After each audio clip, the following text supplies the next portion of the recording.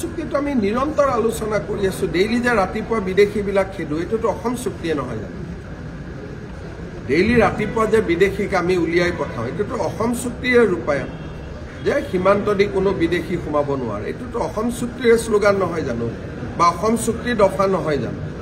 আগতেতো তৰুণ গগৈ চৰকাৰ দিনত কেতিয়াবা শুনিছিল নেকি অসমৰ পৰা বিদেশী বহিষ্কাৰ কৰে এটাতো প্ৰত্যেক দিনা ৰাতিপুৱা মোৰ টুইটত আপোনালোকে ফটো দেখা পাই থাকে কংগ্ৰেছৰ 15 বছৰত এজন বিদেশী খেদাৰ উদাহৰণ আছে যে এজনক সীমা পাৰ কৰাই দিওঁ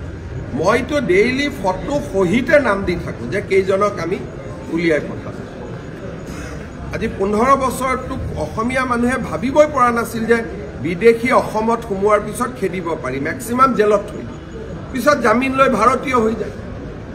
আমিতো পুৰা সীমান্ত পাৰ কৰাই পঠিয়াই আছো নাই পঠোৱা